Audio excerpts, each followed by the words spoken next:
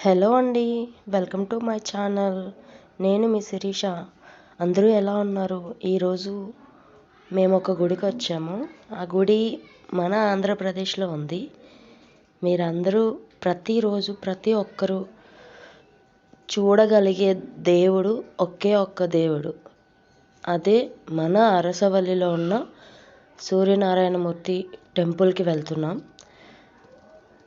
ఎలా ఉంది ఇక్కడ షాప్స్, అలానే ఇక్కడ చుట్టుపక్కల ఏమేమి అమ్ముతున్నారు, అలాగే మన ఫెసిలిటీస్ ఎలా ఉన్నాయి అందరికీ తెలియాలి అనే విషయం మీద ఈరోజు నేను వీడియో చేస్తున్నాను.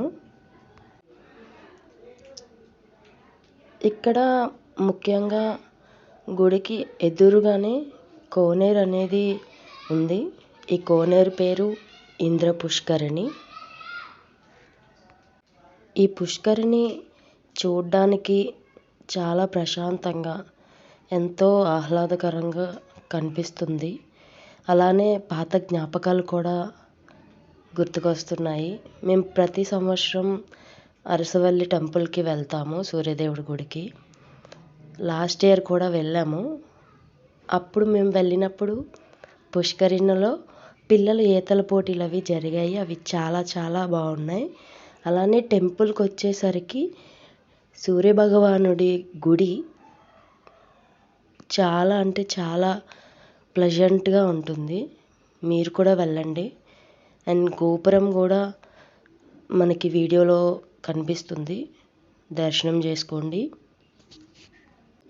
సూర్యభగవానుడు ప్రతి ఒక్కరికి కనిపించడంతో పాటు ఆయన వెలుగును కూడా ప్రసాదిస్తాడు. ప్రతి ఒక్కరూ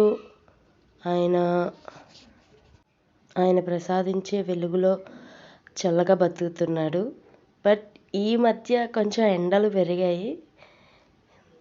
ప్రజెంట్ ప్రకృతి చాలా అంటే చాలా ఘోరంగా ఒక్కసారి ఎండలు కాయడం, ఒకేసారి వర్షాలు పడడం జరుగుతున్నాయి. గుడికి సైడ్కి వచ్చేసరికి ఆపోజిట్లో ప్రసాదాల కౌంటర్ ఉంటుంది. అక్కడ పులిహోర, లడ్డు ప్రసాదాలు దొరుకుతాయి.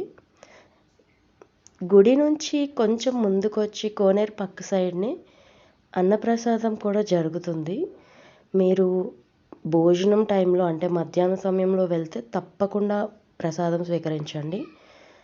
గుడికి కుడివైపు, కోనేరుకి కుడివైపు కూడా కేశఖండనశాల అనేది ఉంటుంది. అక్కడనే బోర్డు కూడా పెట్టారు. అంటే అరసవల్లి క్షేత్ర మహిమ ఏంటి, అక్కడ మహత్యం ఏంటి అనేది తెలుసుకోవచ్చు. మీరు ఇది చదవాలి అనుకున్నట్టయితే పాజ్ చేసి చదవండి. అక్కడ కొంచెం ఇబ్బందిగా ఉంది, అయినా అలానే నేను వీడియో తీశాను.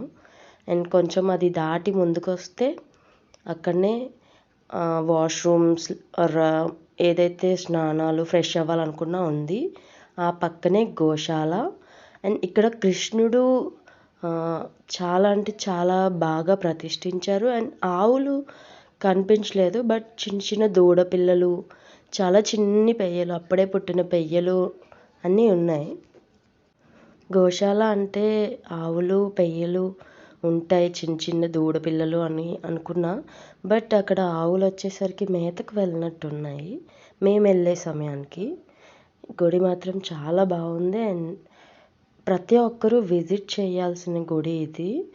వీలున్న వాళ్ళందరూ వెళ్ళండి. నాకు తెలిసినంత వరకు ఇన్ఫర్మేషన్ అనేది ఇచ్చాను. ఏమైనా డౌట్స్ ఉంటే కామెంట్ చేయండి. And please support my channel.